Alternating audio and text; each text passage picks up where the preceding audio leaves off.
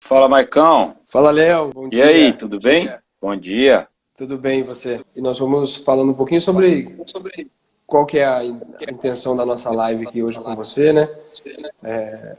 Explicando um pouco sobre como está a retomada das atividades aí na Alemanha, e como que o país aí tem sido exemplo, né, no Covid, no combate ao Covid e também ao retorno às atividades, como tem ocorrido, né? Uhum. E aí, com isso, a gente vai entrar em alguns temas aqui para a gente ouvir alguém que está na prática, no dia a dia aí, né? Então, vamos já ir com a sua apresentação pessoal, né? Fale quem é você, para quem não te conhece, né? Você, para quem não sabe, o Léo era nosso treinador até janeiro, na Copa São Paulo, né? Fizemos uma bela campanha até até a terceira fase da Copa São Paulo. E após aí você se desligou e aí você vai explicar o motivo, provavelmente, que houve o seu desligamento do clube, né? Mas fale um pouquinho nesse início aí sobre o Léo. Vamos lá. Primeiro, é um grande prazer, né? Você sabe muito bem disso. É uma casa pela qual eu tenho o máximo respeito, admiração. Então, acho que antes de falar de mim, eu preciso falar do respeito que eu tenho pelo Desportivo Brasil. Normalmente eu costumo me apresentar cronologicamente, né? Da faculdade em diante. Mas hoje, por respeito ao Desportivo, eu vou começar de trás para frente. Então, foi minha última casa. Eu me despedi do Desportivo depois de 2 anos de trabalho no final de janeiro, né, depois da Copa São Paulo.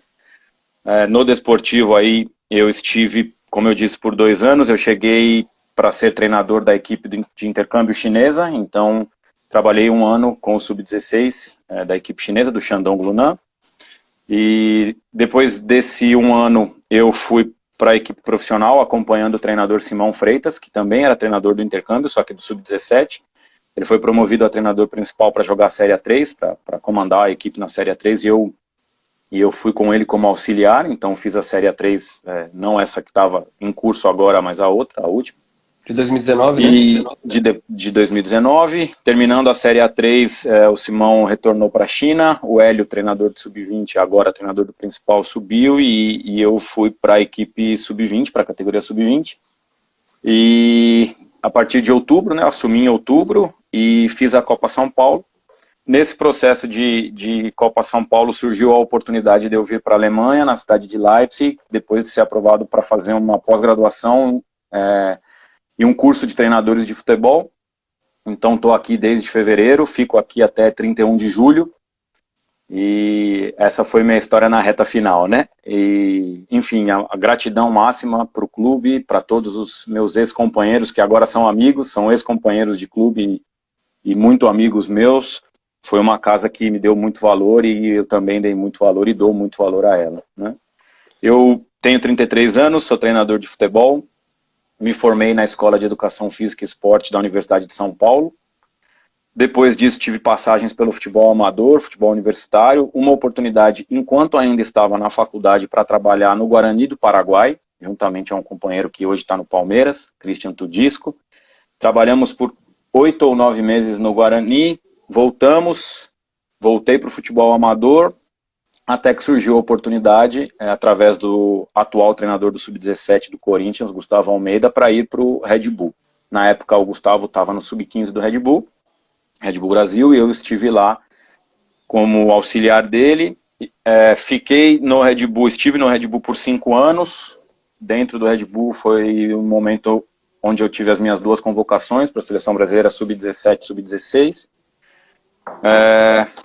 Depois, saindo de lá, tive uma passagem bem breve pelo Audax, no profissional e no Sub-20, no momento em que o Marcelo Lima, gerente geral do Desportivo Brasil, me fez o convite para ir para aí. Então, brevemente, essa é a trajetória de carreira. Sou treinador licenciado pela CBF, licença B, licença A, e, enfim, acho que é isso. Bom, legal, Léo. Deixa eu só abrir um pouco a janela aqui, que tá dando eco, Léo. Vai. Só um pouquinho. Fica tranquilo. Eu acredito que agora melhorou. Eu te ouço muito bem aqui, tá tudo tranquilo. Tá, legal. Léo, você se desligou aqui em janeiro, né? E com essa oportunidade de estar cursando uma pós-graduação na Universidade de Leipzig, né? Fala um pouquinho sobre o curso, como é aí, qual é a ementa, a grade, né? Como é a dinâmica do curso, se provavelmente deve existir outros alunos de diferentes países e como que isso agrega em relação à sua formação e também deles, né? Sim. O curso é, como você falou, na cidade de Leipzig, próximo de Berlim, na Alemanha, promovido pela Universidade de Leipzig em parceria com a Federação Saxônica. Eles são divididos nos estados, os estados têm muita autonomia e cada um dos estados alemães tem a sua federação, que é uma federação estadual, regional, eles chamam, que servem a DFB, que é a CBF alemã, né? E eu me candidatei a uma das vagas, são 18 vagas só para América Latina, Central e América do Sul, né? Então somos 17, não completamos as 18, houve uma desistência, então eu tenho companheiros da América do Sul, da América Central e da parte norte, né? Enfim. Eu tenho os pilares do curso, são 4, então teoria do treinamento esportivo, medicina e biomecânica, futebol, que é dividido em mais 3 partes, tática, técnica e desenvolvimento de treinadores, e o último é o que eles chamam de didática e psicologia, né? Então esses são os pilares do curso, eu tenho aulas diariamente. No momento do bloqueio em relação ao Covid, eu tive aulas via plataforma Zoom, e faz 3 semanas que eu tenho tido aula novamente presenciais. Eu tive 3 semanas de aula antes do bloqueio, presenciais. Depois nós ficamos, a partir do dia 17 de março, se eu não me engano, tivemos o bloqueio. E voltamos agora, faz 3 semanas. A riqueza de conteúdo, ela se dá muito pela troca de conhecimento. Então a Alemanha tem toda a sua organização voltada a treinamento, desenvolvimento humano, desenvolvimento do futebol, e isso é muito interessante, como eles pensam e organizam. Eles não pensam tão diferente de como nós pensamos. Nós, eu digo, o mundo do futebol, talvez. O que eles fazem, que me chama muita atenção, é organizar os pensamentos. Então, existem sequências de pensamento, existem sequências de passo a ser seguido, e todas essas sequências são concluídas com bastante paciência. Então, os passos não são atropelados, não são pressionados, e isso me chama bastante atenção. A troca com os meus companheiros é muito rica, porque nós estamos geograficamente tão perto, mas em algumas situações culturalmente tão distantes. Então é muito interessante. Eu tenho companheiros de El Salvador, Costa Rica, Honduras, Argentina, Equador, Colômbia e Paraguai, enfim, essa troca é muito rica, pautada pela organização, pelos conceitos da Federação Alemã. Então, em cima disso, diariamente a gente se encontra, normalmente as aulas são de 7 da manhã até 1h30, 2h, e temos mescla hoje, né, de novo, temos mescla de aulas teóricas e práticas. A estrutura da faculdade é espetacular, então nós temos um campo excelente para trabalho, tem toda a situação indoor, ginásios e tudo mais, então não nos falta nada nesse sentido.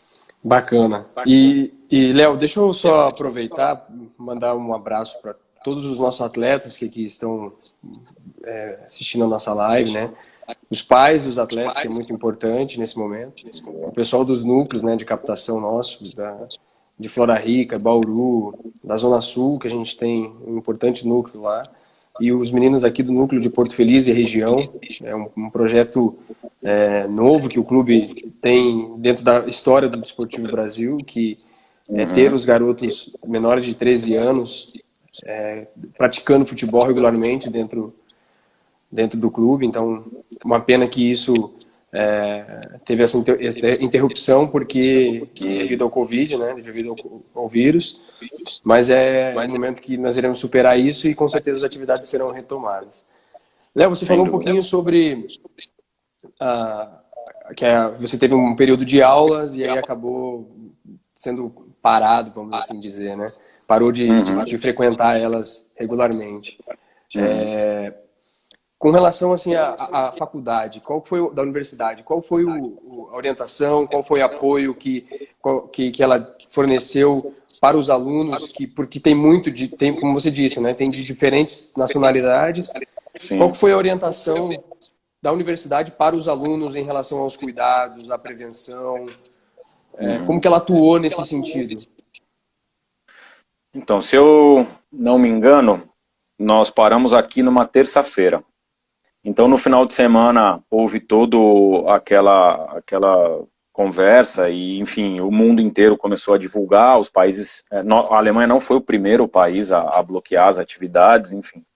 Na segunda-feira nós tivemos aula, e essa aula praticamente foi voltada ao Covid.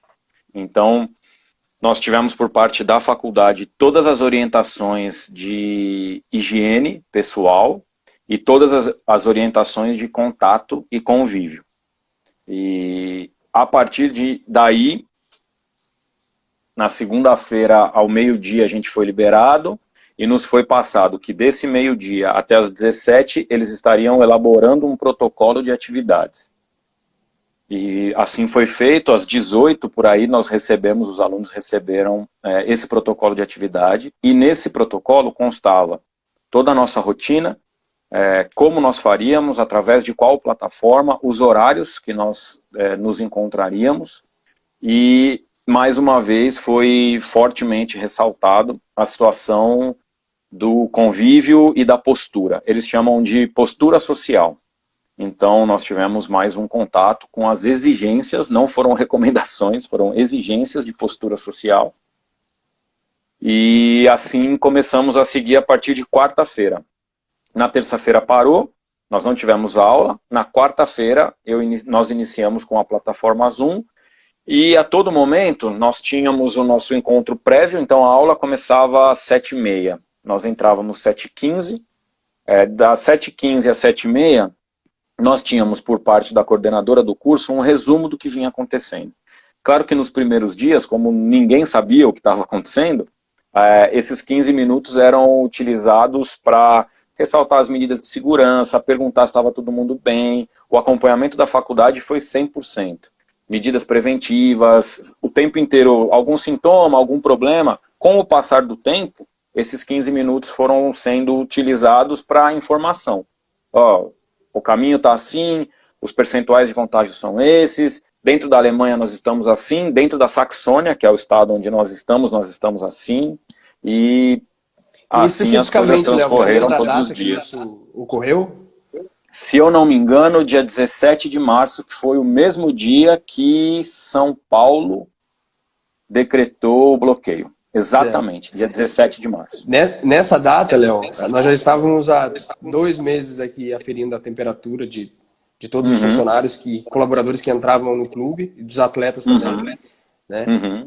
Inclusive, nessa data, todos os atletas que aqui estavam já estavam em casa seguro. A gente estabeleceu um protocolo de retorno através do Rodrigo Chaves e do departamento médico, né? E com isso, assim, foi muito bem organizado. A gente fez uma operação para que os garotos retornassem em casa, uma cartilha de retorno, e isso nos dá um certo, digamos, um alívio, uma responsabilidade de dever cumprido, que nós enviamos eles para casa seguro, né? Então, ouvir isso de onde talvez teve um pico muito rápido, né? Como aqui no Brasil demorou um pouco para ter, e aí já está baixando, né? Devido a essas medidas. Fico bem feliz em ouvir isso daí, né? E aí, Léo, você me disse que entrou em home office, né? Vamos dizer assim, em rotina de home office. Totalmente. O que alterou na sua rotina? Óbvio que tudo, né? Porque nós do futebol precisamos e dependemos da prática. Mas assim como você, nós aqui também tivemos que nos adaptar, vamos assim dizer, né? porque nós passamos a realizar reuniões com os atletas, treinamento online, acompanhamento psicológico, né? A forma de eles estudarem alterou também. Então a gente teve que, não somente os atletas, mas nós, funcionários, profissionais do futebol, tivemos que realizar essa adaptação. E nessa adaptação envolve, em muitos casos, a rotina familiar, né? Que muitos dos nossos profissionais têm filho, porque você aí tem que dar atenção. Os atletas têm que dar aquele apoio para o pai e mãe em casa, dar aquela ajuda na organização diária das atividades em casa. Como que foi a sua rotina de home office? Como que você tem utilizado para estudar, né, nesse período em home office? Então, eu acho que o primeiro ponto, Michael, foi assim, pelo fato de estarmos longe do nosso país, a organização foi menos complexa do que uma organização familiar completa, né? Então, eu moro aqui com a minha esposa e a palavra-chave, as duas que eu acho mais importante foram, nesse momento, comunicação e reeducação, né? Readaptação.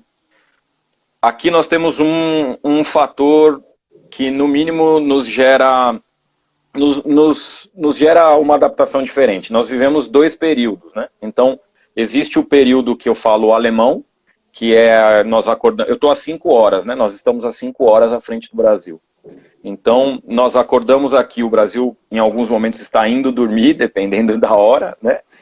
E aí nós temos a nossa rotina, e essa rotina se manteve, eu continuei tendo a mesma rotina, com os mesmos horários dentro de casa. Então eu me organizei dentro de casa para que a gente conseguisse adaptar as nossas ações familiares em relação às ações profissionais. Então, essa adaptação não foi difícil, que é questão de organização. Um outro ponto é a rotina que a gente vive relacionado com as nossas relações brasileiras. Então, a partir das 17 horas daqui, o convívio com o brasileiro começa a acontecer. Então, nós temos 2 rotinas, que são nos extremos do dia, né? Então, a organização não foi complexa. Através de bastante comunicação, de bastante entendimento de que os 2 tinham necessidade de trabalhar remotamente, tanto minha esposa quanto eu. Então, exige uma readaptação grande? Sim. Mediante comunicação é possível fazer? Sim, mas toda e qualquer adaptação depende de contexto. Eu não posso dizer que a adaptação é fácil porque eu estive em 2 aqui. Diferente de famílias brasileiras que convivem em 3, 4, 5 ou mais pessoas. Acho que o mais plausível é comunicação, organização, porque a rotina muda sim. Apesar dos horários estarem mantidos, a rotina muda bastante. Exato, é a organização das tarefas, eu tenho me organizado com isso, sabe? Exatamente. E é um dos pontos que a gente passou para os nossos atletas, né? Se organizem nas tarefas, criar rotina, né? O meu maior desafio, eu sempre vivi muitos clubes onde eu passei. Então, eu sempre estive muito, então eu tinha a minha mesa, a minha rotina dentro do clube, a minha rotina dentro de casa, terminava, eu ia para o clube, voltava, tinha a rotina em casa de novo. O meu maior desafio foi me disciplinar a estar em casa com as minhas tarefas profissionais. Tentar me desvincular da casa como local de descanso, como local de prazer, de lazer, como teoricamente deve ser. Então, esse foi o meu maior desafio. E não foi nem nos primeiros 5, 10 dias. Foi depois disso. Talvez nos 5 primeiros dias, como era novidade, foi indo, né? Eu nem planejei muito. Depois disso, aí eu senti as dificuldades, porque nós somos menos vinculados ao computador, né? A gente é do campo, a gente é do sol, a gente é do contato humano. Sim. E tudo isso começou a me fazer falta. Hoje eu tenho atenuado isso? Sim, com as minhas aulas práticas, mas mesmo assim, depois a gente vai conversar sobre isso, as aulas práticas elas não são como eram atividades práticas antes do Covid. Então, ainda requer adaptação. Então, em resumo, eu acho que se organizar uma nova rotina e ter disciplina a essa nova rotina, se você tiver condição de fazer isso na sua casa, óbvio, são conceitos importantes para que a gente consiga cumprir, porque a chance de relaxar, a chance de não cumprir, de relaxar a meta, de não colocar a meta, de não se organizar. Por exemplo, todos os dias eu tinha a minha agenda aqui do que eu preciso fazer, na ordem, tudo mais, ordem de importância, ordem de momento. Então, organização, comunicação e, claro, respeito à pessoa que você está dividindo o mesmo lugar, são pontos fundamentais para esse novo momento que todos nós vivemos, né? Exato, Léo. É isso, eu acredito muito nisso que você disse, que é a adaptação e criação e criar hábitos, né? Sem dúvida. Para você criar hábitos, você tem que ter rotina. Esse é um dos pontos que a gente aborda diariamente com as nossas comissões técnicas e respectivamente, os atletas. Léo, você disse que a respeito das atividades práticas, elas já retornaram. Como que está esse retorno? Elas retornaram tem 3 semanas. Quais medidas de prevenção, de precaução, como que está sendo? E me fala um pouco como é essa prática, vamos assim falar, né? De um curso de pós-graduação aí.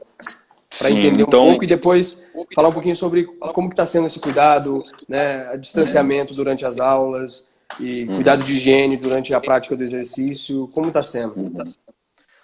A primeira definição para o nosso... Elas retornaram às aulas práticas presenciais faz 3 semanas. Práticas e teóricas, né? Presenciais. A primeira medida foi que nós passamos de uma sala normal para um auditório. Então, nós aqui estamos divididos em 4 turmas. Então, a turma que tem aulas em espanhol, que é o meu caso, é futebol. Aí tem atletismo, aulas em francês, modalidades adaptadas, aulas em inglês, e voleibol, aulas em árabe. Então são 4 turmas dessa pós-graduação separadas.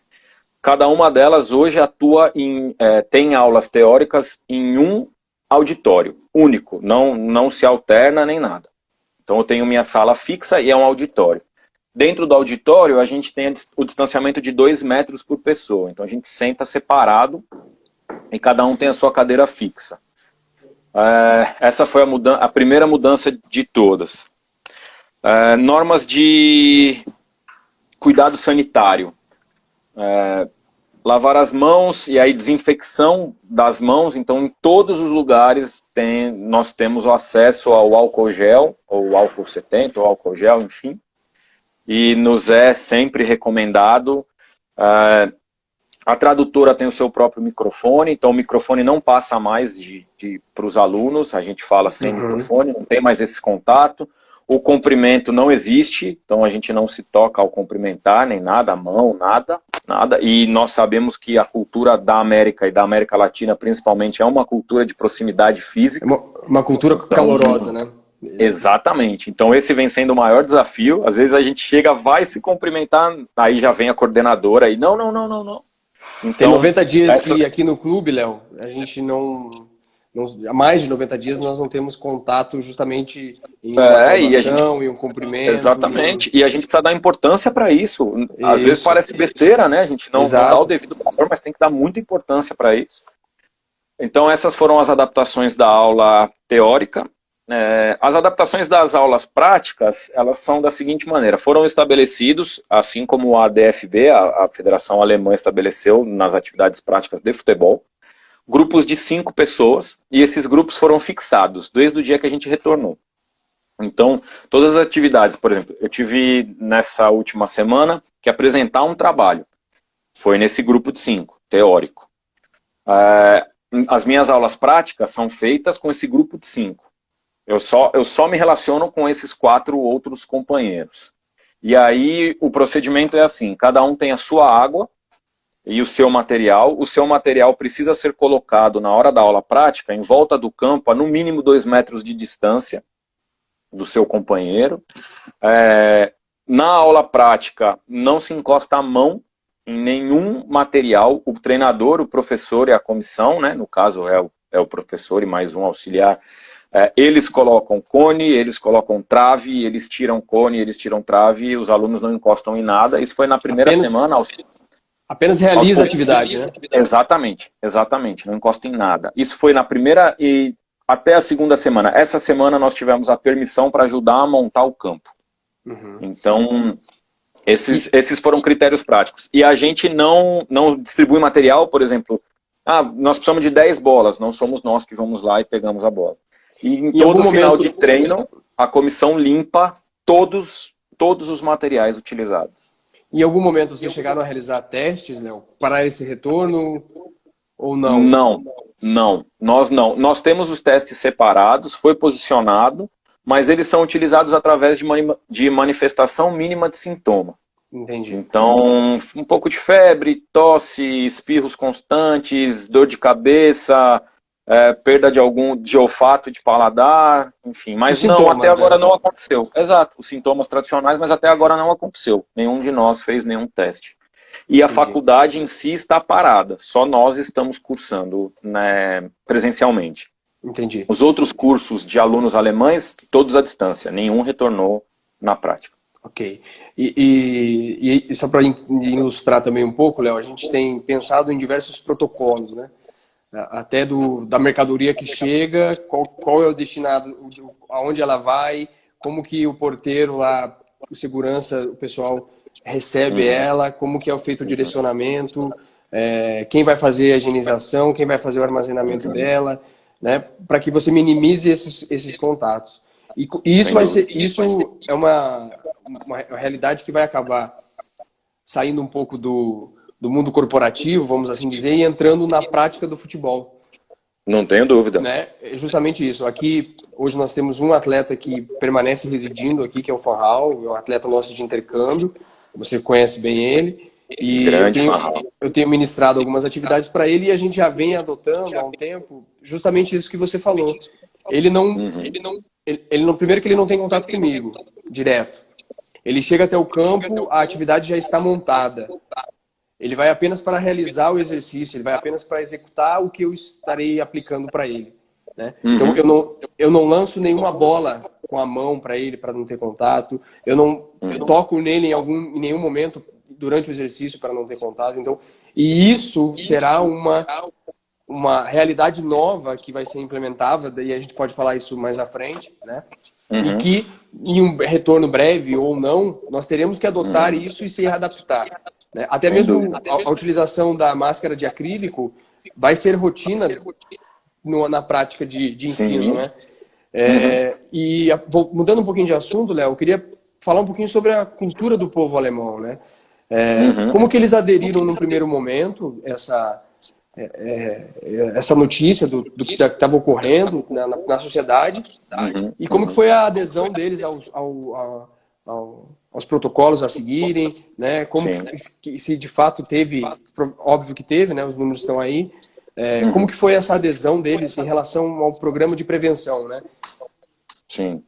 Então, na verdade, assim, acho que antes da gente bater um papo sobre isso, acho que é minha obrigação dizer que eu consigo falar pelo convívio que eu tive, né? Eu não moro aqui há tanto tempo, eu não estive em todos os lugares, então pode ser que uma pessoa, de modo por geral, exemplo, a sua perspectiva de exatamente. Assim, uma pessoa que viva na Alemanha em outro estado pode ter uma perspectiva completamente diferente, uma análise completamente diferente. Enfim, eu vivo na Saxônia, que é um estado um pouco mais a leste da Alemanha. A Alemanha parece uma cruz, assim, né? Se você olhar no mapa. De frente para o mapa, eu estou um pouco à direita, perto da Polônia ali.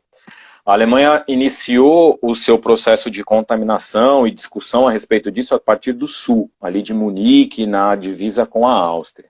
Então, o meu estado aqui foi o último a se fechar. O que eu vejo como arriscado inicialmente, mas hoje, olhando depois do ocorrido, eu consigo entender que nós fomos os últimos a nos fecharmos porque estávamos aprendendo o que aconteceu com os outros estados na própria Alemanha.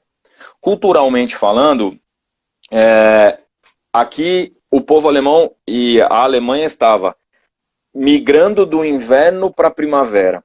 E pela temperatura que faz aqui no inverno, pelo tempo de sol, pelo pouco tempo de sol em relação ao Brasil, por exemplo, que o alemão tem, a expectativa da primavera e do verão é gigantesca. Grande. É gigantesca. Então, assim, no momento que a pandemia chegou,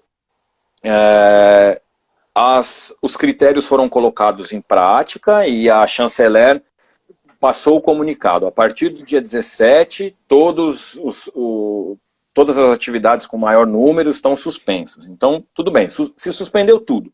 E aqui eles têm uma organização no sentido de existe o dia e a hora certa que a chanceler faz um pronunciamento. E isso é tradicional por anos, não é um negócio que foi feito agora. E no dia e na hora certa que tem, eu acho que é a cada 15 dias num sábado, enfim, posso estar falando besteira. Mas ela fez o pronunciamento e posicionou, a partir de agora só se se convive no máximo com 2 pessoas, então na rua não se pode andar em mais de 2, distanciamento social, evitar locais fechados, o tradicional, foi feito o pronunciamento, beleza. Acho que 4 dias depois do pronunciamento, ocorreu algo que não acontecia há muitos anos na Alemanha, que foi um pronunciamento de emergência. Ela mesma falou, desde a Segunda Guerra Mundial, nós não tínhamos um pronunciamento de emergência. E eu estou vindo aqui para fazer o seguinte pronunciamento de emergência. Muito provavelmente vocês não entenderam o que eu quis dizer. O que eu estou querendo dizer com isso? Do primeiro pronunciamento que ela fez até o segundo, o povo alemão ignorou.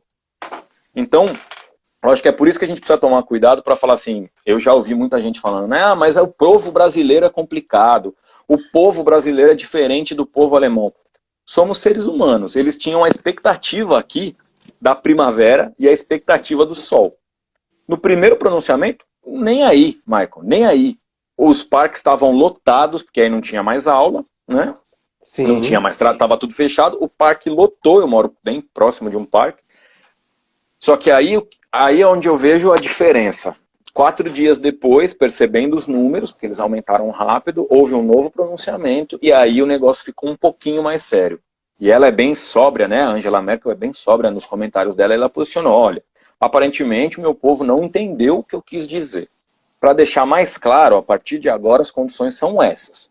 E aí as restrições foram mantidas, mas as sanções para quem não cumpria foram aumentadas. A partir desse dia, eu notei uma diferença muito grande na disciplina. A cidade onde eu moro é uma cidade pequena, em alguns momentos ela parecia uma cidade fantasma. Você não via ninguém na rua, todos os contatos eram absolutamente somente para o necessário, máscara, aqui não era obrigatório o uso de máscara, agora é. Então as pessoas utilizando, eu até contei para você um fato engraçado, né? Que eu vivi recentemente. Do metrô, né? Exato, eu entrei num trem aqui, e aí pede-se 1,5 metro de afastamento agora, né? E na foto ilustrativa tá assim, tá um boneco com o braço aberto e fazendo um giro de 360 para marcar o espaço dele. Algo ilustrativo, né? Você vê lá, você meio que imagina no olho e tal. E aí eu entrei no trem e não deu outra. Chegou uma pessoa do meu lado, abriu o braço aqui e girou 360 no trem, fez o giro inteiro, viu que não encostou nada e ficou. Então, o que eu sinto?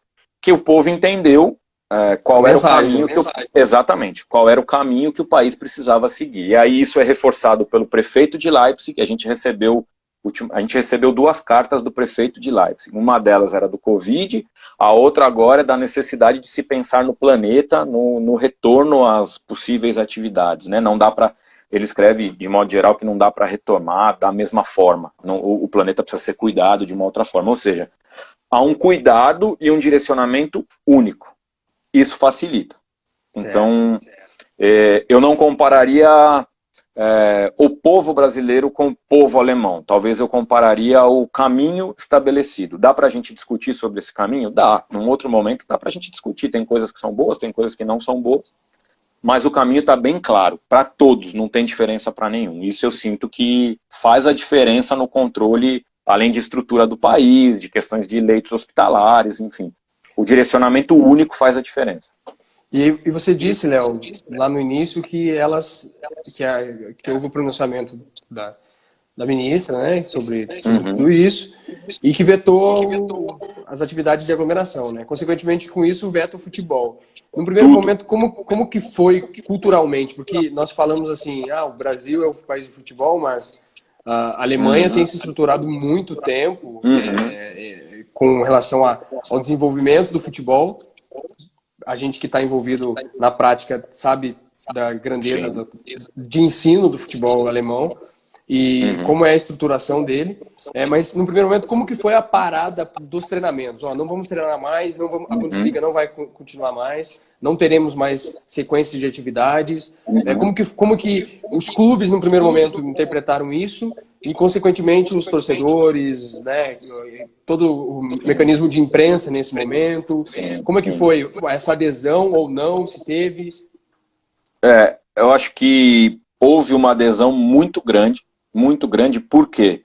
Porque os maiores casos, um dos maiores picos ocorreu muito perto daqui, né? A Itália e a Espanha estão muito perto da Alemanha, em termos geográficos até, considerando o Brasil, o tamanho do Brasil, em termos geográficos eles estão muito perto. Então, eu senti que a comunidade europeia, de modo geral, sentiu o baque, sentiu o medo do que estava acontecendo. Então, o número de mortes foi aumentando muito e muito rápido.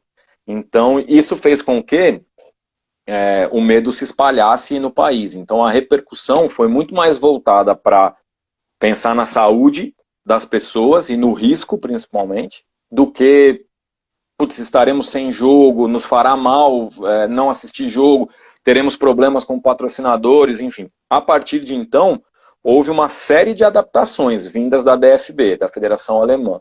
Mas a repercussão foi: precisamos ficar em casa para cuidar da gente e para cuidar dos nossos que estão próximos. Então não tivemos aqui problemas. É claro, né? Eu vou ser muito honesto para você. Você sabe da dificuldade de entender o alemão, né? Então, em alguns momentos eu ia por dedução ou tentava alguma legenda, enfim, para tentar entender o que a imprensa estava dizendo, principalmente. Mas no jornal escrito, e a gente recebia a tradução disso, o cenário era mais prevenção. Prevenção, porque não é uma brincadeira, tem muita gente morrendo, enfim. E então a linha foi tranquila. Nós tivemos protestos agora no retorno. Um percentual grande do povo alemão foi contra o retorno da Bundesliga. Então nós tivemos protesto em volta de estádios, protestos através de veículos de imprensa, mas não impediu o retorno. Tanto é que o Bayern saiu campeão agora, né? E tem mais 2 rodadas para a Bundesliga acabar. Não, bacana. Léo, o G12.sc está perguntando para nós aqui como que é o protocolo de treino. Era uma pergunta que eu tinha alinhado à frente, mas acho que é o momento da gente antecipar. E eu quero colocar todos aqui que tem um pontinho de interrogação aqui embaixo da sua tela. Se quiser fazer alguma pergunta, escreve ali que eu clico aqui e aparece para todos que estão na live acompanhando, pegar a pergunta e quem foi que fez. Mas como que foi esse protocolo de treino, Léo, na Alemanha, no primeiro momento? Mano, pode falar, desculpa. Como que eles atuaram, né? Teve no primeiro momento a testagem dos atletas, de comissão técnica. Aí, como que foi o primeiro retorno às atividades? Quais atividades foi liberadas, né, nesse momento? E até a prática do jogo, assim. O que foi liberado aqui foi primeira e segunda divisão. Então é Bundesliga 1 e Bundesliga 2, né? Vamos entender que, assim, são os melhores times da Alemanha. Então existe uma estrutura financeira organizada para isso. E você vai entender o que eu estou querendo dizer a respeito disso. Foram liberados esses dois níveis a partir de qual protocolo? Eles chamam de protocolo sanitário rígido. Então, foi determinada a quantidade máxima de pessoas que podiam trabalhar nos clubes. Então, cada clube pode ter a entrada de tantos funcionários. A supervisão disso foi feita pela DFB, então a Federação Alemã passou a supervisionar os clubes. Tiveram clubes que tiveram problemas aqui por quantidade maior do que o previsto, e aí é multa por funcionário a mais. E existe essa fiscalização? E existe essa fiscalização, obviamente. Por parte da DFB, por parte da Federação. Da Federação. Então, tem um funcionário em cada clube. Certo. Vai um funcionário por dia em cada clube, e aí ele confere a entrada e a saída. A partir de então, a ordem era: cada jogador vem em um carro, não existe jogador vir com outro carro. Mas se o jogador não tem carro, ele vai se virar para vir, ele não pode vir de transporte Uber e táxi, ele tem que chegar lá sem nada. Aí a primeira contestação foi: mas ele pode ir de ônibus até lá, até um quarteirão antes, e andar até o clube a pé. ficou em aberto. Cada um O que é tinha bem que vir. difícil de acontecer, né, Léo? Bem difícil, bem difícil. Pelo nível que a gente está conversando, bem difícil. Exatamente. Cada jogador podia chegar num carro, todos eles na porta tinham sua temperatura mensurada e o sangue tirado do dedo. E aí o teste era feito ali. Saliva, sangue e temperatura. Entrava, ia direto para sua vaga. Estava determinado onde ele tinha que ir. Todas as portas do clube estavam abertas, não existia porta fechada. E na faculdade é assim também, não existe nenhuma porta fechada na faculdade. Todas elas estão abertas. Nós aqui também adotamos isso, de ventilação, de estar no ambiente arejado. Eu só estou fazendo a live sem máscara, porque eu estou sozinho dentro da sala. Né? Exato. Mas exato. a gente já vem alguns meses aqui, nós não temos mais refeições dentro do nosso refeitório, é somente nas nossas mesas aqui, né, no nosso desktop, onde a gente senta e trabalha. Aí, após o almoço, a funcionária responsável pela limpeza higieniza novamente para você voltar a trabalhar. Eu acho que esse é o novo mundo, né, Léo? É o novo. Então, assim, eles chegam, são testados, vão para a própria vaga. Na própria vaga tem a caixa deles, é a caixa do atleta. Ele pega a caixa dele de material, volta para o carro, se troca no carro, se veste no carro, dentro da caixa dele tem a água dele, ele sai do carro, vai para o campo. Treina com o grupo dele, que é feito igual o que foi feito na faculdade, grupo de 5, inicialmente era grupo de 5, faz o treino dele. Que eu te falei de estrutura, por exemplo, o Bayern treinou cada grupo em um campo. Então, cada grupo treinou em um campo, o Borussia Dortmund fez a mesma coisa. Então, os caras têm aí 5, 6 campos para treinar. Aí é uma questão de estrutura e eles usaram disso. Terminado o treino, volta para o próprio carro, tira a roupa, põe na caixa e dentro da caixa tem uma sacola que sela a roupa. O jogador tira tudo, põe dentro da sacola, sela a roupa. Cada um tem a sua roupa lavada na sua máquina. Mais uma vez falando de estrutura, né? O clube precisa ter uma estrutura para isso. Essa máquina fica no clube. No clube. Tem um responsável por lavar, esse cara tem aquela roupa toda paramentada para colocar a roupa para lavar. A roupa não se mistura em nenhum momento. Tira e deixa dentro da caixa dele de novo, seca, deixa dentro da caixa, põe a caixa na vaga dele para o outro dia. O jogador sai, se troca dentro do carro, sai, volta para casa e toma banho em casa. Não encosta em nada. Quando ele volta, na caixa dele tem o kit alimentação dele. Na chegada ele tem um kit alimentação para o decorrer do treino, que é fruta, suplemento, qualquer coisa do tipo, água. E na saída ele tem a alimentação dele. Tem alguns jogadores que se alimentam no carro, na sequência, tem outros que levam para casa e comem em casa. O protocolo básico para o jogador de futebol na Alemanha é esse. Entendi. E bem estabelecido e com a fiscalização efetiva. Exatamente, né, exatamente. E isso é praticamente, Michael, a mesma coisa do jogo. Isso muda muito pouco no jogo. A questão que tem a mais no jogo é que o banco de reserva não é mais o próprio banco, eles sentam na arquibancada, né? A arquibancada fica muito próxima do banco. Então eles sentam lá, obviamente não tem torcida, tem um número mínimo. Na primeira divisão, na primeira Bundesliga, são 230 funcionários por jogo. 213, perdão. Funcionários por jogo, incluindo tudo. E na segunda divisão são 188 funcionários por jogo. É o que é permitido. O restante é igual. Staff, tudo. Comissão técnica, tudo, imprensa, absolutamente segurança, tudo que envolve absolutamente tudo. Tudo que envolve o jogo está nesse número. Então, primeira divisão 213, segunda divisão 188. E aí... Não. Todas essas pessoas, pensando em protocolo de jogo, são testadas, né? A frequência. E é isso que, além da condição estrutural de leitos, é isso que fez com que a Alemanha encarasse bem a situação do Covid, né? Testagem em massa. Especula-se que até o fim da Bundesliga, nessas rodadas pós-Covid, são mais ou menos 20 mil testes em cada jogo, nos jogos, né? Até o final das rodadas. Até o final das rodadas. Serão 20 mil testes por jogo, fora os testes que são feitos em treinamento. Né? Então, esse foi um dos motivos dos protestos da população, porque aí vai dinheiro, né? Nessa quantidade de teste, a gente sabe que é muito caro. E esse foi um protesto. Para que voltar se esse dinheiro pode ser utilizado para outras coisas, enfim. Outra situação bem interessante que aconteceu aqui, criou-se um fundo solidário. Esse fundo solidário foi criado pelos 4 clubes com maior receita da Alemanha, que é Bayern de Munique, Bayer Leverkusen, Borussia Dortmund e RB Leipzig. Esses 4 clubes se juntaram 7,5 milhões de euros e doaram esses 7,5 milhões de euros para a terceira e quarta divisão masculina e primeira e segunda divisão feminina. Então, para manutenção do... Exato. E a ideia era assim, ó, eu estou te ajudando com isso.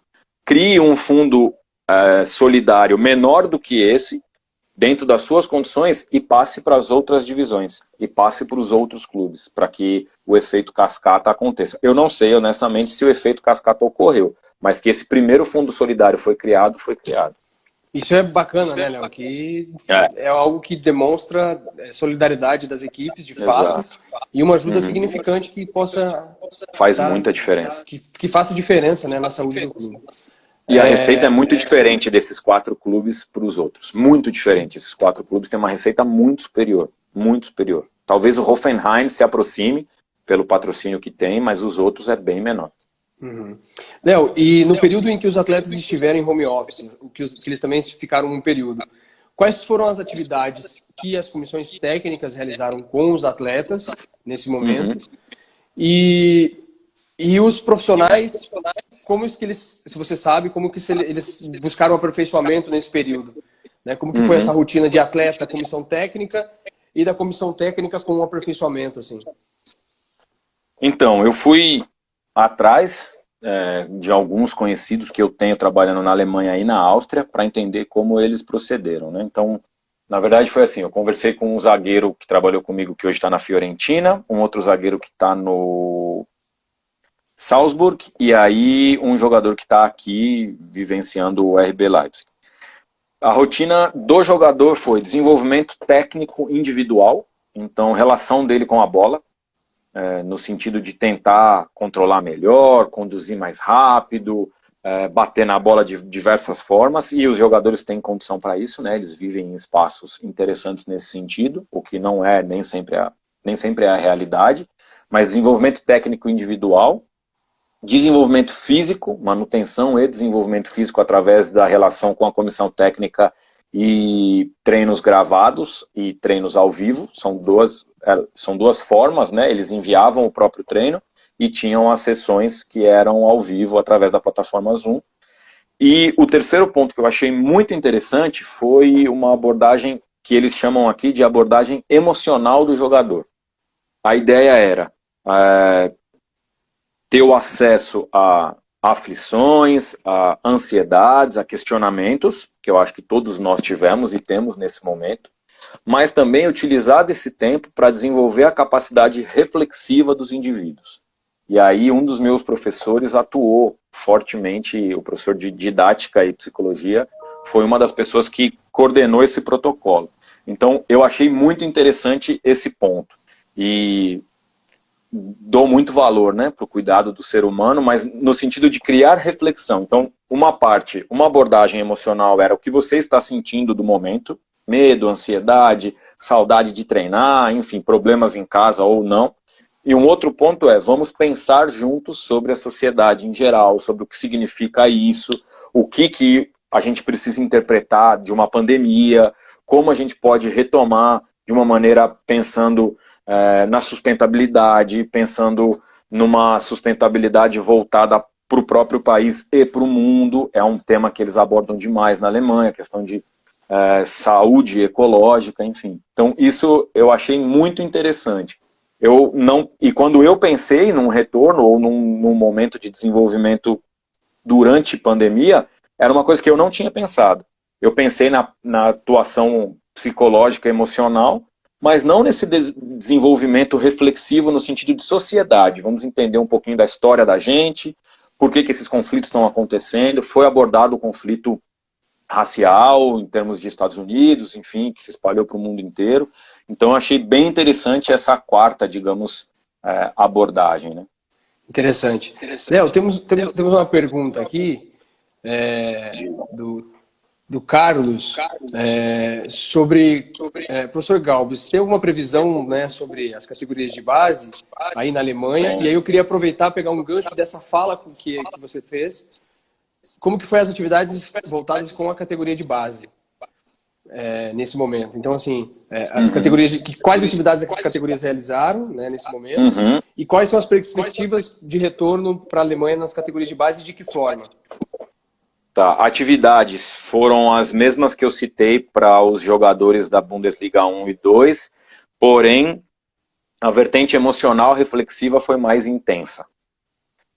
Eles acreditam que é uma abordagem que precisa ser de menor, precisa começar antes, no sentido de entender, assim, vou até usar alguns termos que eu li do protocolo, entender quem sou eu na sociedade onde estou, quem são os que convivem comigo na sociedade onde estou. Então, foi mais voltado para a base de uma maneira intensa. Essa foi a única diferença, o restante, a mesma coisa. Desenvolvimento individual, conversas individuais, grupais e coletivas, relacionamento com comissão técnica, e aí tinham contatos técnicos, táticos, enfim, a mesma coisa que é feito na primeira e na segunda divisão. A questão emocional reflexiva foi mais forte na categoria de base, e para a gente ter uma ideia, no profissional, na primeira e na segunda divisão era feito um encontro por semana, na base são 3.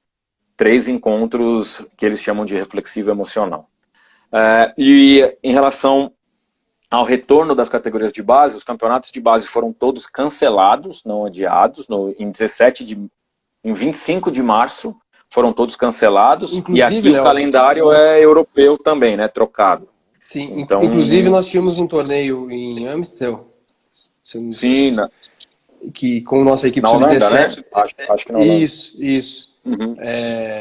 E aí acabou sendo cancelado os torneios que a gente Holanda é tido como o maior exemplo de comportamento pré, durante e pós-pandemia da Europa. Então, não me espanta saber que eles já, enfim, tomaram todas as atitudes e os protocolos. E o retorno dessas atividades para a categoria de base será em setembro. A perspectiva é em setembro, a categoria de base volta. Que, na verdade, é o período normal deles, né? O primeiro semestre nosso e deles, o início das atividades são trocados. Então, eles começam aqui em setembro, mas com possibilidade de não começar também.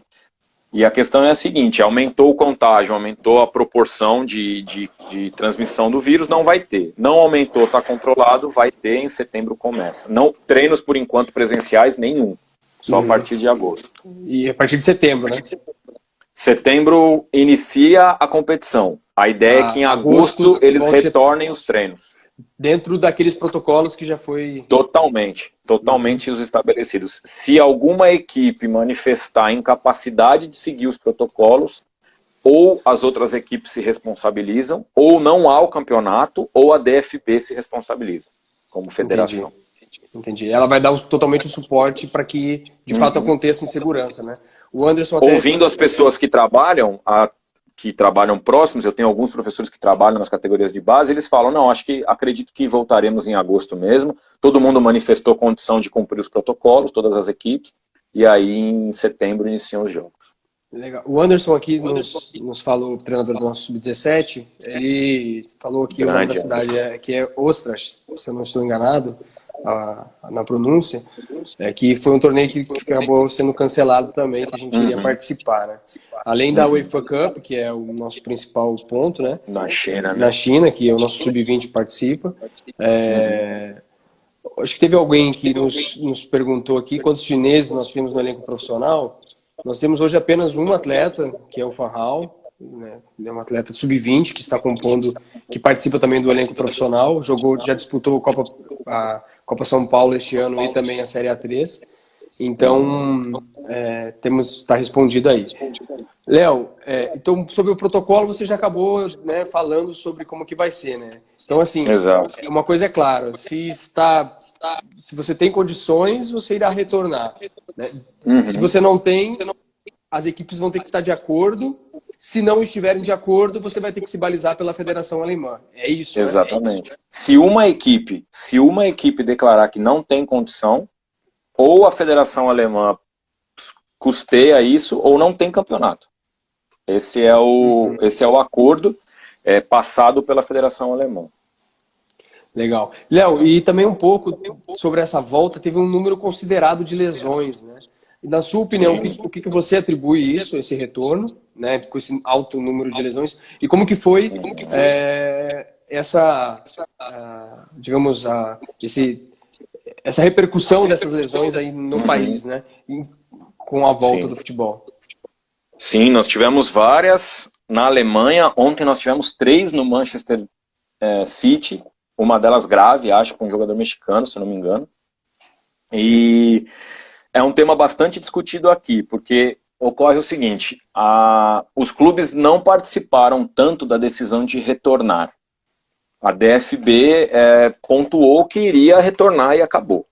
Então, a partir daí, surgiu a pressa para condicionar os jogadores, porque por mais que eles estejam em atividades nas próprias casas, a atividade fisiologicamente não condiz com a exigência do jogo, porque não existe, e a gente sabe bem disso, no momento que apita, que estão ali 11 contra 11, não existe jogar em média intensidade. Por mais que você esteja parado um mês, um ano, ou que você não esteja parado, você vai jogar no 100%. E aí o seu corpo, provavelmente, pensando em questões fisiológicas de atleta, ao mesmo tempo que a adaptação é muito rápida, para positivo, ela é rápida para negativo também. Um atleta que tem um metabolismo altíssimo, quando para de fazer tudo, e é o que acontece, né? Ele tem as atividades dele lá, mas sem perspectiva de retorno. Sem saber se vai jogar daqui um dia, daqui um mês, emocionalmente é muito complexo você tentar manter a sua condição fisiológica. Então, ao meu ver, as lesões aconteceram, são estatísticas, são números, e vão continuar acontecendo. Por quê? Porque a parada foi muito grande. E fisiologicamente as adaptações negativas aconteceram, não tem jeito. A condição orgânica do jogador caiu. E a hora que retornou com pouco tempo dessa readaptação. Então os times alemães treinaram 2 semanas e meia para voltar. E parados quase há 3 meses. É impossível você retomar. Se você retomar o mínimo, você tem que ficar contente como equipe. Então, o percentual de lesões não me surpreende, de maneira nenhuma, e eu fui questionado a respeito disso, se eu era a favor ou contra a volta no futebol alemão, propriamente dito. Eu acho que são contextos diferentes em relação ao futebol brasileiro, para respeitar a diferença social, diferença cultural. No futebol alemão, com toda a base e com toda a ajuda que a federação tinha dado, não fazia sentido retornar ao futebol naquele momento. O futebol brasileiro é um outro ponto que é muito delicado, em termos de condições profissionais, condições financeiras, enfim. Até mesmo uma por outra nós conversa. sermos um país continental, né, Léo? Exatamente. Isso afeta, isso você tem que repensar muito um protocolo de retorno. Exatamente. Né? Por isso que eu não gosto de falar em comparação, sabe? Isso. São contextos completamente diferentes. Eu não era a favor do retorno do futebol alemão, não precisava retornar. Mas, por uma série de questões políticas, Léo, nós temos menos de 20 segundos aqui. Vamos encerrar esse primeiro momento e aí a gente volta para responder algumas perguntas que estão sendo direcionadas e aí a gente inicia uma nova live para finalizar o bate-papo aqui. Pode ser? Você que manda, pode sim. Então, beleza. Eu já te chamo novamente, já entro e te chamo de novo. Valeu. Bom, pessoal, é isso, né? A gente tem tido um período de readaptação ao futebol, ao ensino do futebol, vamos assim dizer. E é um período de reflexões que todos temos que fazer, né? Agora voltamos? Sim, voltamos. Deu uma caidinha aqui, mas voltou. Legal. Bom, teria algumas perguntas, eu vou pedir aqui, já temos uma do João, nosso colaborador, nosso funcionário aqui. Posso mandar um beijo? Vou mandar um beijo pro senhor Walter Maffei, que eu vi entrando aí. Nosso comandante, né? Mestre. É um mestre Maffei. Exatamente. Um beijo, mestre. Temos uma pergunta do João, qual a importância do intercâmbio na formação do treinador? O que você buscou quando você foi até aí, né? O que você estava buscando? E qual é a importância desse intercâmbio que você está realizando, né? A gente já comentou brevemente, mas agora a gente tem mais tempo e calma para falar sobre isso. Cara, eu acho que o intercâmbio, ele é importante para o ser humano, na verdade, de maneira geral. É importante para o treinador pelo mesmo motivo. Principalmente, ao meu ver, para você, eu acho que todo indivíduo tem o seu caminho, os seus objetivos, o seu caminho. Porém, dependendo de como o contexto te manipula, e a gente sabe que a rotina do futebol é uma rotina complexa, assim como várias outras, né? Às vezes a gente sai pouco do nosso rumo para tentar entender se outros rumos são melhores ou piores. Então, a importância do intercâmbio para mim, como treinador, é simplesmente ter outros caminhos, poder enxergar, avaliar, contestar e aprovar ou não outros caminhos.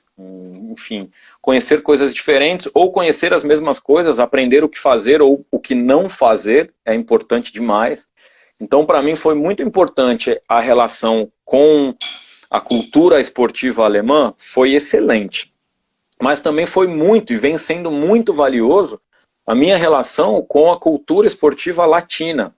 Então, nós temos uma riqueza dentro do nosso continente de conteúdo, de conceito, de aplicação, de indivíduos, que a gente precisa valorizar um pouquinho mais. E os alemães, eles chamam muita atenção pela organização, é incrível, pela disciplina, é incrível, pelo cuidado nas fases corretas de desenvolvimento individual, e aí isso dá para abordar muito o futebol nesse sentido. Então, fica muito claro quais são os conceitos abordados em cada faixa etária, até chegar na idade ouro, que eles valorizam de aprendizado demais, e depois pensando mais na fase de transição para atleta de alto nível. Então isso é muito interessante. O valor dado ao ser humano, e a gente já trabalhou junto aí, né, e vocês sabem o tanto que eu valorizo isso, e o Leandro, o psicólogo do Desportivo Brasil, não me deixa mentir. Então o valor dado para o desenvolvimento humano na Alemanha é muito grande. Então acho que toda essa troca, no sentido de você poder ter contato com outras coisas, às vezes nova, às vezes não, enriquece demais o intercâmbio para o indivíduo, e para o treinador é uma consequência. Exatamente, é algo que todos nós temos que passar em algum momento, né, Léo? Seja eu recomendo muito. Um intercâmbio, né, cultural de uma visita a um outro país, né, ou uma imersão como você está dentro da cultura, é algo que individualmente eu busco para mim e para minha família também. E acho que também o reconhecimento que cada continente, cada cultura tem o seu ponto positivo, né? Exatamente, e negativo. A gente não precisa olhar só para o continente europeu e falar, lá tá o que tem de melhor. Eu escuto muito durante as minhas aulas, a gente tirou isso de vocês. A gente foi lá olhar isso. Foi no Brasil, foi na Argentina, foi no Uruguai, enfim, nós fomos lá, olhamos esses conceitos, aprendemos, só que a gente documentou, sistematizou do nosso jeito. Exatamente. Legal. Tem uma pergunta aqui a respeito do futsal, né, do Alexandre. Boa. Qual a importância do futsal Alexandre Seixas no processo de base aí na Alemanha, né? E muito obrigado pela sua participação, Alexandre, né? Uma pergunta muito pertinente que você tem realizado, que você realizou aí. Ele pergunta a importância do futsal no processo de base na Alemanha. Eu acho que, ao invés de responder qual é a importância, eu vou responder que provavelmente seja uma das minhas maiores críticas ao processo de desenvolvimento do jogador alemão. E quando eles me perguntam como que o jogador brasileiro é o que é, e também é válido a gente valorizar o jogador brasileiro, porque eles valorizam muito o jogador brasileiro aqui. E eu respondo para eles, o jogador brasileiro é o que é por uma série de questões sociais, ambientais, mas se a gente quiser pensar estritamente no futebol, que eu não gosto de fazer, mas para ficar mais didático, o futsal e a rua nos formam. Existe a conversa, não existe mais futebol de rua, tudo bem, não é nem esse ponto que eu quero abordar. Mas onde existe futebol de rua, ela forma o jogador brasileiro, e onde não existe, existe o futsal. O futsal forma o jogador brasileiro. Eu sou um amante do futsal, apesar de ter trabalhado pouco com futsal, e me arrependo muito disso. Eu sou um amante do futsal, um defensor do futsal, tenho amigos trabalhando aqui na Alemanha com futsal, e eu acredito que é um dos maiores gargalos da formação do jogador alemão. Eu vejo pouco, eles confiam pouco, documentam pouco, não sei se valorizam muito ou não, não posso dizer isso. Agora que eu gostaria de ver muito mais, isso é uma opinião própria, pessoal, eu gostaria. Temos muito poucos estímulos de futsal aqui, pelo menos no estado onde eu moro, é assim. Bacana, é importante, né, Léo? Eu concordo com você, eu acho que quando falta a rua, né, querendo ou não, o treino sistemático do futsal no Brasil, ele é universal, vamos assim dizer, né? Eu Porque acho, eu sou muito suspeito, né? Eu sou apaixonado. Vocês têm aí um especialista em futsal, Henrique Barcelos, e as minhas conversas com ele, treinador do Sub-14, né, do Desportivo Brasil, as minhas conversas com ele são muito frutíferas, assim como todos os outros, né? Aliás, um beijo para todos aí, hein? Igão, Hélio, Anderson, Henrique, Paulo, Vini, Monstro. Toda a galera boa. Todos. Senão eu vou começar a falar nome, aí eu vou esquecer um ou outro e depois o bicho vai pegar. Legal. O João, ele coloca uma pergunta interessante aqui no chat, que é em relação à adaptação para retornar aos jogos, né? Ele gostaria de saber o que nós teríamos que preocupar com as categorias mais baixas, né? Ele deu um exemplo aqui do Sub-8, vendo a foto dele que talvez seja o pai ou é ele aqui mesmo. Em relação a isso, é uma incógnita muito grande, né, Léo? Muito grande. Sobre o novo futebol e especialmente para nós aqui, né, dentro do nosso contexto. Sabe o que o alemão pontua em relação a isso? Um beijo, Dodô. Preciso mandar um beijo pros irmãos, né? Senão não tem jeito, Marcão. Brincadeira. O alemão pontua que, por enquanto, ele não tem certeza como vai fazer. Então, ele não vai fazer. A verdade é essa. A definição da Federação Alemã é assim: a gente tem muito receio com as categorias menores. Muito receio. Então, a gente não vai reiniciar ainda, até que a gente tenha um mínimo de confiança em colocar para jogar de novo. Porque a gente fala de idades menores. E quando a gente fala de idades menores, a gente relaciona a uma relação afetiva muito grande. Então, a criança, a gente bem sabe, ela exerce um papel de afetividade muito grande dentro de um núcleo familiar. E aí como que você vai administrar essa questão emocional no sentido de barreiras sociais? Então, é uma tarefa complexa. A Alemanha define que ainda não sabe como vai fazer para voltar, por isso não tem prazo para os menores voltarem. Isso é uma das posturas do clube em relação a isso, né, Léo? Você vivenciou no esportivo aqui e sabe a importância que nós damos à captação, né? O departamento de captação e também aos atletas monitorados que aqui passam, né? E que nós temos hoje.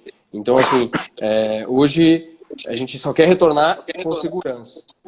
Né? Perfeito. É um jogo de paciência, né, Maicon? É um jogo de paciência, complicado, mas é melhor agir dessa forma do que precisar correr com outros procedimentos, né? Do que pecar pela pressa nesse momento, né? Então, exatamente. Assim, tem que ter um protocolo bem definido, bem estabilizado. E eu acredito que, a respeito do futebol para a iniciação, vamos assim dizer, tem algo importante que está além, na minha opinião, que é a questão escolar. Né? Sem dúvida nenhuma. Você deve comparar o retorno do futebol, principalmente na formação, quando isso estiver um pouco mais estabilizado e também relacionado ao ambiente escolar. Porque, consequentemente, o atleta retornando aqui no nosso contexto para o clube, ele deve frequentar, né?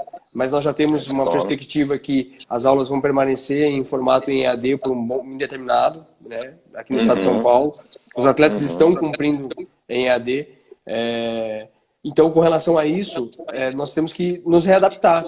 E se readaptando, realizando essas novas rotinas. E para retornar essa nova rotina aqui, tem que estar um pouco mais estabilizado. E a escola vai ser, nesse período, na formação, ela vai ser um parâmetro de retorno. Né? Concordo. Então, assim, eu não tenho dúvida que vocês aí, vocês vão ser, até a gente está falando para muitos pais aqui, né? Tendo vivenciado durante 2 anos o Desportivo Brasil e sabendo das pessoas que estão à frente do projeto, Eu acho que cabe às pessoas que têm relação com o Desportivo Brasil entender que a forma vai ser feita da melhor maneira possível, né? Existem muitos profissionais competentes que respeitam a ciência, que se baseiam na ciência para tomar decisão. Então a gente já falou de Rodrigo Chaves, que é um espetacular indivíduo e profissional. Exato. Então acho que as famílias podem... Não é fácil, né? Não é fácil porque a gente não sabe o contexto de cada família para falar, não, tenham paciência, fiquem com os seus filhos e tudo mais, mas enfim, respeitando isso, que as famílias relacionadas com o Desportivo Brasil tenham segurança que o clube vai fazer, como sempre fez, né? Da melhor maneira possível. Com responsabilidade, né? Porque, exatamente, com segurança, responsabilidade. Dentro de qualquer protocolo que a gente vem estabelecer, nós temos que pensar como que esse garoto chega até o clube, né? Qual que é a forma de transporte, qual é a forma que... Porque nós, como a gente falou, a nossa realidade aqui é outra. Exatamente. Nós somos um país continental, nós temos atletas espalhados pelo país todo, atletas monitorados pelo país todo, então a gente precisa ter bem claro o momento oportuno para retornar, né? Não ter, vou ter a oportunidade e vou retornar porque estão me pressionando. Não, nós retornaremos se nós tivermos condições de dar suporte para os atletas, caso os números já tenham baixado o número de casos, né, o número de óbitos, porque primeiro a gente preza pelo bem-estar da criança, né, e do adolescente que está em formação. Da família dela também, da família dos funcionários, né? E da família, exatamente. É o momento de pensar menos no futebol e mais na pessoa. Né? O futebol, a gente, nesse momento aqui, continua se desenvolvendo, né, continua realizando, continua pensando uma maneira de conduzir ele aqui, né, seja em AD, né, de diferentes formas, de aperfeiçoamento com os atletas. E também a gente tem feito diversas coisas aqui com as comissões, diversos itens metodológicos, porque talvez com a demanda de trabalho que você sabe que o futebol exige, com a rotina a full, vamos assim dizer, nós não conseguiríamos sentar e planejar isso, né? Sem dúvida. E como você disse, um dos maiores exemplos que você disse foi falar sobre colocar no papel, né, Léo? Eu acho que isso é uma autocrítica que nós brasileiros temos que fazer, que a gente fala bem, a gente aplica bem, a gente tem uma boa prática, porém a gente não verbaliza nada, a gente não transcreve nada para o papel. Exato. Eu vou pegar um gancho da sua fala, Maicon, até te interrompendo. Tem uma pergunta do Magu, Douglas Magu, e ele fala, temos jogadores bons no radar, o que vocês pensam do futebol brasileiro? E aí eu vou juntar jogador e profissional. Eu acho que a gente precisa entender que nós temos e continuamos tendo excelentes jogadores, não bons, excelentes. Temos e continuamos tendo excelentes profissionais, excelentes pessoas que trabalham com futebol, assim como também temos os jogadores que não são excelentes, os profissionais que não são excelentes em qualquer área.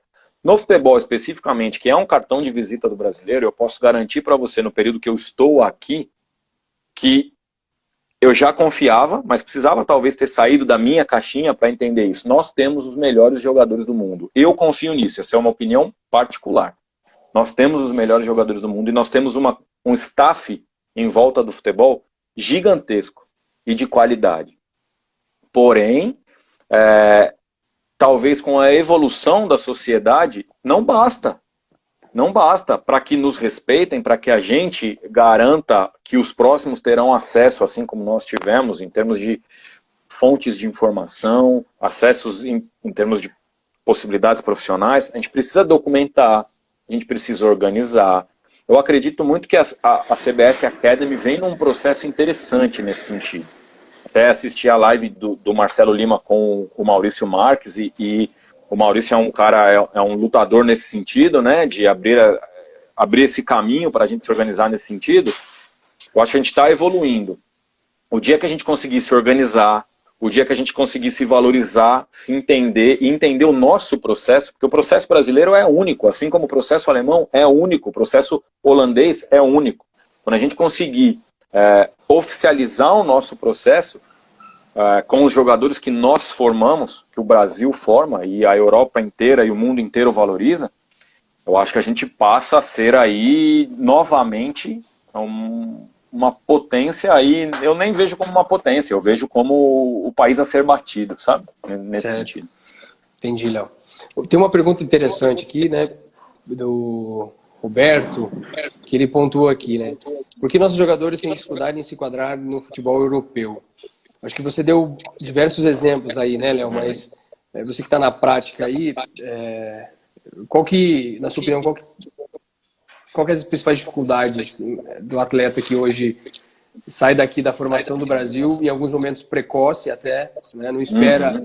A maioria deles, né? Não espera concluir o ciclo de formação e até mesmo o ciclo de formação no profissional, que é algo que a gente tem discutido internamente aqui, né? Exatamente. Que não é porque eu assinei meu primeiro contrato profissional, que eu já estou pronto, eu sou atleta profissional e vou suportar todos os percalços que por aí vêm. Qual que é, na sua opinião, Léo? Qual que é o... Cara, eu acho que assim, eu acho que talvez aí você já tenha respondido, porque vamos entender a seguinte situação, toda mudança, a mudança drástica exige adaptação. E dá para a gente relacionar a capacidade de se adaptar com maturidade, maturação biológica, maturação emocional. E quanto mais cedo você tira um jovem do seu próprio ambiente, do ambiente do próprio jovem, mais difícil é para ele se adaptar a outro. É complexo, é muito diferente. É muito diferente. Eu tenho 33 anos e sofri, em alguns pontos, com a adaptação daqui. Então, quanto mais cedo isso ocorrer, mais difícil vai ser. Pode ser que se adapte de uma maneira mais rápida? Pode ser por uma série de questões. Mas é muito complexo, porque uma mudança de ambiente radical, ela é difícil. As barreiras, elas acontecem sim. Temos acesso à comida? Temos, mas é diferente. A temperatura é diferente. A solidão é diferente. A postura da população é diferente. O idioma, ele é acolhedor quando você consegue entender. Quando você não entende nada o que se fala, é pouquíssimo acolhedor, para não dizer, para ser carinhoso com o termo. Então, é muito difícil. Requer uma atividade em paralelo ao jogo, ao simples jogar. O jogar talvez para mim seja o mais fácil. O grande problema está fora do... Exatamente. O estar no campo, existe uma linguagem do futebol, existe sim um idioma do futebol, as pessoas se entendem lá dentro. Agora, o extracampo é muito difícil. E aí é o meu maior questionamento. As questões econômicas e políticas fazem com que os nossos jogadores saiam cada vez mais cedo do nosso país. Alguns conseguem ir com uma estrutura familiar, já facilita demais, mas é minoria. Os que não conseguem terão desafios gigantes. Então, para mim, a maior dificuldade de adaptação não é do jogador brasileiro, é do ser humano, quando você tira ele do contexto dele e coloca ele em um contexto completamente diferente. Eu sou mais velho, não sou jogador, vim com a minha esposa e tive dificuldade para me adaptar no começo da mesma forma. Acho que a gente não precisa rotular que o jogador brasileiro não se adapta.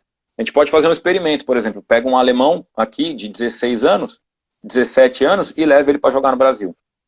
Não é uma questão do brasileiro não se adaptar, é questão do indivíduo precisar de tempo e ferramentas para se adaptar. Que aí, Léo, pega um ponto importante que é a nossa principal missão aqui enquanto instituição, enquanto clube, né, enquanto desenvolvedor do futebol, que é o intercâmbio, que é o principal objetivo do Shandong Luneng em subsidiar o Desportivo Brasil aqui, que é justamente dar esse suporte aos atletas chineses que vêm para cá, né? Por exemplo, a gente tem hoje apenas um fan hall aqui, mas você vivenciou com uma categoria aqui, né? E eu pude vivenciar no ano passado o Sub-16 aqui.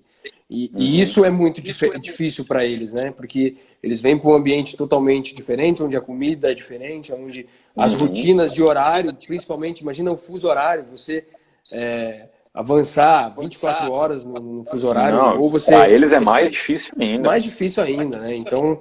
Tudo isso acaba se colocando, vamos assim pontuar. Exato, é muito difícil. Eu acho que a gente não precisa rotular que é o jogador brasileiro. A gente gosta, o jogador brasileiro não se adapta. A gente só fala disso porque não vai nenhum jogador alemão para o Brasil. Se o jogador alemão for para o Brasil, aí a gente vai ver a dificuldade de adaptar, assim como nós tivemos o contato com os jogadores chineses que foram para o Brasil, né? Apesar de toda a estrutura, de todo o carinho que o Desportivo Brasil direciona para essa categoria de intercâmbio, é muito difícil, não é fácil. Então não é o jogador brasileiro, eu não concordo que o jogador brasileiro não se adapta. O ser humano tem dificuldade de se adaptar, porque os contextos são completamente diferentes, mas se adapta. E o ser humano é muito seletivo, né, Léo? Ele seleciona Exatamente. o que ele quer. O que faz feliz. Isso, exatamente. Tanto é que você vai perguntar, por exemplo, se o Renier do Flamengo está com dificuldade de se adaptar a Madrid, na Espanha. São contextos diferentes, né? Cada contexto é um, e eu acho que a ideia é a gente não rotular os contextos. A adaptação é difícil. Ela acontece, mas é difícil. Um beijo, Fabinho Otto. Beleza. Léo, acho que tivemos um bate-papo aí próximo de 1h25 minutos, né? A gente tem uma afinidade grande e a conversa fluiu, né? De antemão, Léo, gostaria de te agradecer por essa disponibilidade sua de estar conosco aqui, né?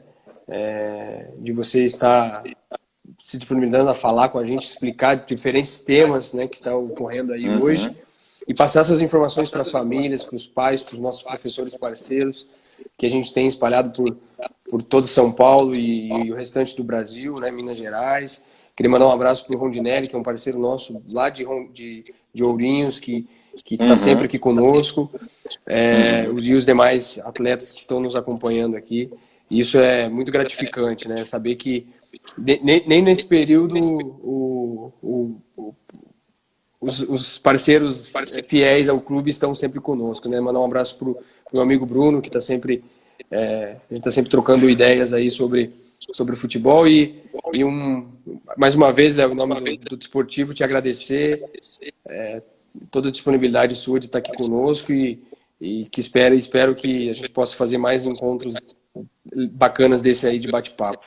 Tá bom, Léo? É isso aí. Que isso, Michael. Eu que agradeço. Agradeço você, personificando o agradecimento, mas agradeço o Desportivo Brasil, não só por esse contato, mas pelo tempo que nós convivemos juntos. Eu acho que é uma casa espetacular para se desenvolver futebol, para se desenvolver seres humanos.